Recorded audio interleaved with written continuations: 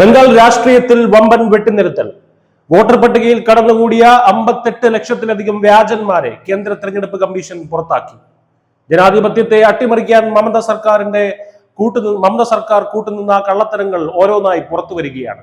സുതാര്യമായ തെരഞ്ഞെടുപ്പ് ഉറപ്പാക്കാനുള്ള ഇലക്ഷൻ കമ്മീഷന്റെ നീക്കത്തിനെതിരെ ജനങ്ങളെ കലാപത്തിന് ആഹ്വാനം ചെയ്ത് നേരിടുകയായിരുന്നു മുഖ്യമന്ത്രി Mamata Banerjee. Special intensive revision SIR കണ്ടെത്തിയ കണക്കുകൾ ഞെട്ടിക്കുന്നതാണ്. ആകെ 58,20,898 പേരെയാണ് പട്ടികയിൽ നിന്ന് നീക്കം ചെയ്യേണ്ടതായി കണ്ടെത്തിയത്. ഇതിൽ 24 ലക്ഷത്തിലധികം പേർ മരിച്ചവരും 19 ലക്ഷത്തിലധികം പേർ കുടിയേറിപ്പോയവരുമാണ്. ലക്ഷക്കണക്കിന് വ്യാജ എൻട്രികളും കാണാതായവരുടെ ഈ പട്ടികയിലുണ്ട്.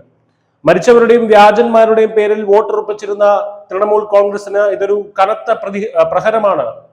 അർഹരായവർക്ക് ഫോം 6 വഴി തിരിച്ച് വോട്ടർ പട്ടികയിൽ വരാൻ അവസരവും ഇലക്ഷൻ കമ്മീഷൻ ഒരുക്കുന്നുണ്ട്. എന്തുകൊണ്ടാണ് മമത ഈ ശുദ്ധീകരണത്തെ ഭയപ്പെടുന്നത്? ഉത്തരം പകൽ പോലെ വ്യക്തമാണ്. വോട്ട് ബാങ്ക് തകരുമെന്ന ഭയം. അനധികൃത കുടിയേറ്റക്കാരെ സംരക്ഷിക്കുന്ന നിലപാടാണ് തൃണമൂൽ കോൺഗ്രസ് എന്നും സ്വീകരിച്ചിട്ടുള്ളത്. വോട്ടർ പട്ടികയിൽ തിരിമറി നടത്താൻ BJPയും കമ്മീഷനും ഇലക്ഷൻ കമ്മീഷനും ഗൂഢാലോചന നടത്തുന്നു എന്ന ആരോപണം ജനശ്രദ്ധ തിരിക്കാനുള്ള തന്ത്രം മാത്രമാണ്.